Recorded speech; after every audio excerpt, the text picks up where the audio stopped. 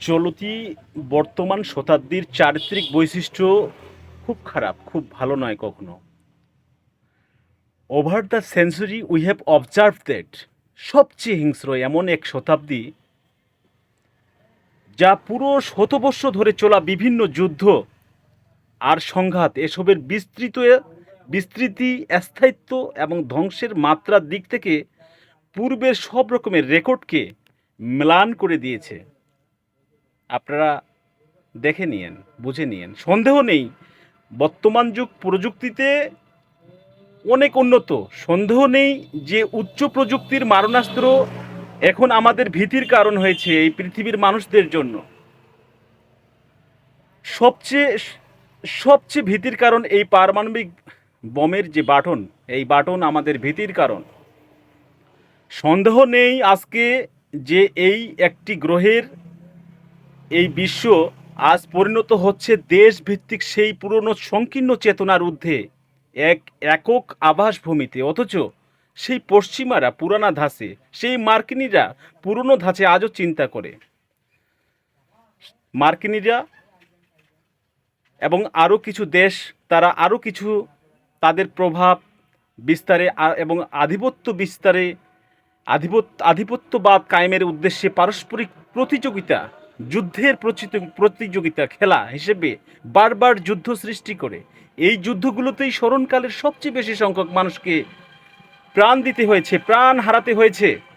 ফলস্বরূপ ভয়ঙ্কর সব দুর্ভিক্ষ থেকে শুরু করে গণহত্যার যে পরিসীমা, সেই পরিসীমাকে অতিক্রম করে যাওয়া মানুষের দ্বারা সৃষ্ট কৃত্রিম ভয়াবহতায় প্রাণ হারাতে হয়েছে কোটি কোটি মানুষকে। এমন একটা পরিস্থিতি যে কারোর সামান্য একটা বিশ্ব নেতাদের, কারোর সামান্য একটা আঙ্গুলের বাটনের চাপ আমাদের আরও বেশি পরিমাণ অসংখ্য অগণিত প্রাণ কেড়ে নিতে পারে। তাদের এই বিদ্যাহীনতার স্বৈরাচারী বিকৃত স্বর এবং বিকৃত সংস্কৃতি বর্তমান সময়ের সমাজ গ্রহণ করতে চায় না, কিন্তু তারা তা বুঝতেছে না। গত শতাব্দী আমাদেরকে কি দিয়েছে, আর আগামী সামনের দিনগুলোতে আমরা কি প্রত্যাশা করি এ নিয়ে বিশ্বব্যাপী আলোচনা চলছে। এবং আমরা দেখছি ইরাককে ধ্বংস করা হলো, আফগানিস্তান ধ্বংস করা হলো, লিবিয়াকে ধ্বংস করা হলো, লেবানন ধ্বংস হলো, ইয়েমেন ধ্বংস হলো, মিশরের পতন হলো, সিরিয়া ধ্বংস হলো, ফিলিস্তিন শেষ হয়ে গেল, ইরানের পতন হচ্ছে, তারা সারভাইভ করছে। পশ্চিমারা একটা একটা করে মুসলিম দেশ ধ্বংস করছে।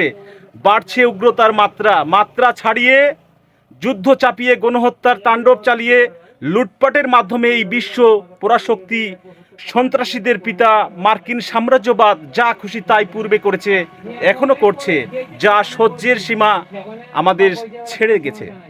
আমরা তাই বর্তমানে প্রত্যাশা করছি যে উচ্চ শক্তিগুলো আছে, এই শক্তির প্রয়োগ ঘটিয়ে এদেরকে দমন করা, এদেরকে শান্ত করা আমাদের খুবই প্রয়োজন পড়েছে।